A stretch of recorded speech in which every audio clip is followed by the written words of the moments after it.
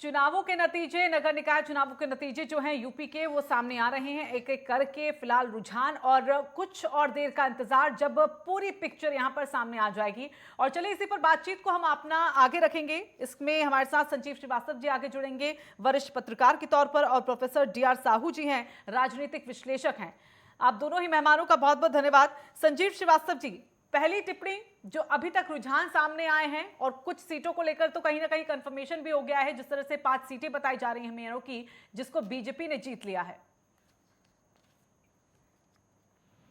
नहीं, बिल्कुल बिल्कुल रितु, देखिए ये जो चुनाव है, अगर आप उत्तर प्रदेश निकाय चुनाव की बात कर रही हैं तो देखिए इसमें 3 चीजें बिल्कुल स्पष्ट हैं कि एक तो नेतृत्व, दूसरा रणनीति और तीसरा संसाधन।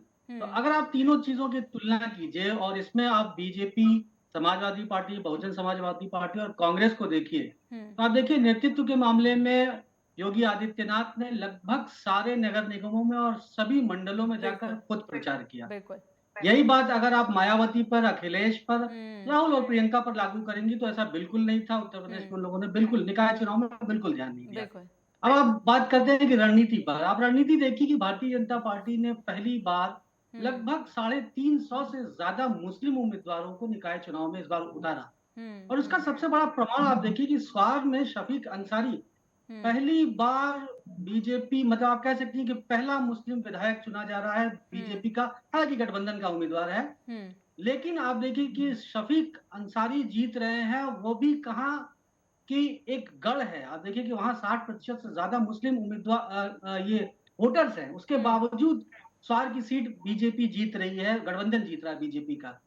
और आप संसाधन की बात कीजिए तो देखिए अभी जो ये नतीजे दिखा रहे हैं, अभी फिलहाल जो रुझान है वो इस बात का भी प्रमाण है कि बीजेपी ने अपने संसाधनों का बहुत रणनीतिक तरीके से इस्तेमाल किया। उन्होंने देखिए, आप हर जिले में अपने विधायक, सांसद, यहाँ तक कि एमएलसी को प्लान तरीके से हर आप वार्ड में, हर नगर पालिका, हर नगर पंचायत में उन्होंने प्लान तरीके से उनको यूज किया।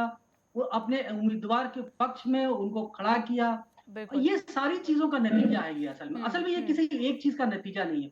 और यही चीजों का आप अभाव देखिए, साफ साफ अभाव जो है वो आप क्रमिक ढंग से देख सकती है। सबसे कम रणनीतिक तौर पर तैयारी अगर किसी ने की थी तो वो कांग्रेस और बहुजन समाजवादी पार्टी थी, जिसका सीधा असर आप नतीजों में देख सकती हैं। उनकी तुलना में समाजवादी पार्टी ने थोड़ी सी ज्यादा मेहनत की थी, नतीजा आप देख सकती कि दूसरे नंबर पर अभी समाजवादी पार्टी दिख रही है। तो ये स्पष्ट तौर पर आप मान के चलिए, लेकिन ये रणनीति, संजीव जी, नेतृत्व और महज 2 संसाधनों से का 3 चुनाव ऐसे रैलियां करना, ये लगता नहीं कि आप शायद कि एक्चुअल में आप ग्राउंड लेवल पर उतर कर ये चुनाव लड़ रहे हैं? ये कहीं नजर नहीं आया।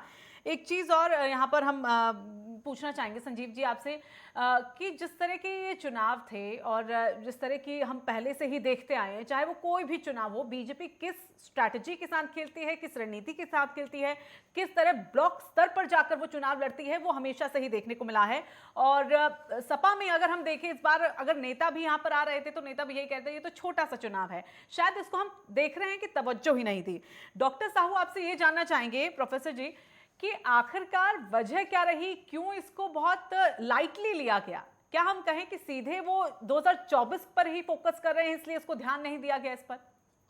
देखिए, उत्तर प्रदेश की जो राजनीति है और भारतवर्ष की जो अन्य देशों की, अन्य राज्यों की जो राजनीति है, उसमें बहुत अंतर है। जहाँ तक भारतीय जनता पार्टी की सरकार है और 2 बार जीत के आए हैं, दूसरी बार चल रहे हैं, और साथ ही साथ उत्तर प्रदेश मोदी जी की भी एक क्षेत्र है, बनारस, और उत्तर प्रदेश में भारतीय जनता पार्टी की अयोध्या है।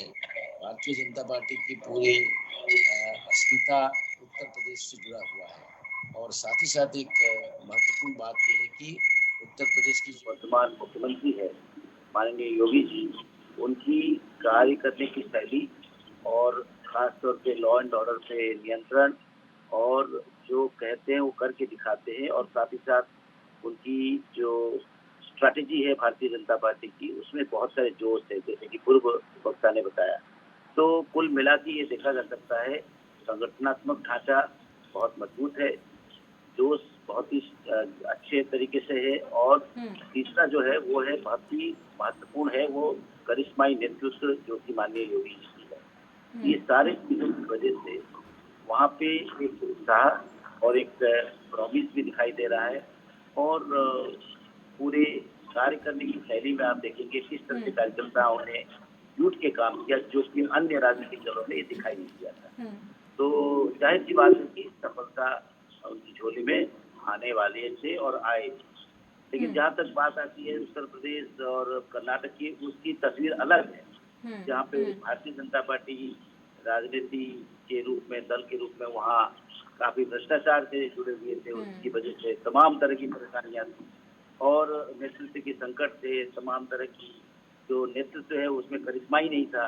तो वो सारी चीजों को देखने से ये पता चलता है लोकतंत्र आज की तारीख में बहुत सारे जो आम आदमी है वो सब चीजों को यदि बहुत ही ध्यान से देख रहे हैं। तो जो परफॉर्म करेगा, जो परफॉर्म कर सकते हैं, उनके लिए खुद जा रहा है। ये बहुत अच्छी बात है। एक स्वस्थ लोकतंत्र की एक खूबसूरती है कि भाई आप लोग देख रहे हैं जहाँ पे अच्छा काम हो रहा है। जैसे कि माननीय योगी ने कहा ट्रिपल इंजन की बात है। अर्बन इलेक्शन जो है छोटी इकाई है, लेकिन उसमें भी इन लोगों ने टेकन फॉर ग्रांटेड नहीं किया। उन्होंने बहुत मजबूती से काम किया, मेहनत से काम किया और कार्यकर्ता बहुत ही उत्साहित है। इन सभी चीजों से सफलता उनको मिली। तो मेरे हिसाब से इस सभी का एक संकलन है, एक तरह से एक संपूर्ण रूप में हर चीजों में इन लोगों का मानकों को जो देखा जाए, इनकी सफलताओं के लिए हर कोने से इनको सकारात्मक और बिल्कुल। लेकिन कर्नाटक को लेकर यहाँ पर हम एक टिप्पणी चाहेंगे संजीव श्रीवास्तव जी। कर्नाटक में आखिर क्या हुआ? क्योंकि हमेशा कहा जाता था मोदी है तो मैजिक है, फेस भी प्रधानमंत्री मोदी का यहाँ पर रखा गया। और जैसे हम यूपी को भी देख रहे हैं कि सीएम योगी आदित्यनाथ पूरे ग्राउंड लेवल पर उतरे हुए थे, वो भी कर्नाटक गए, कई चुनावी रैलियां उन्होंने वो भी वहां पर की। प्रधानमंत्री खुद 15 से 16 कई रैलियों को वहां पर संबोधित किया। तो वजह क्या रही कि इस तरह के नतीजे कर्नाटक में बीजेपी को भुगतने पड़े हैं? क्या एक कारण इसका क्या हो सकता है कि कांग्रेस को एक बार फिर से कहीं ना कहीं जमीन मिलती हुई दिख रही है?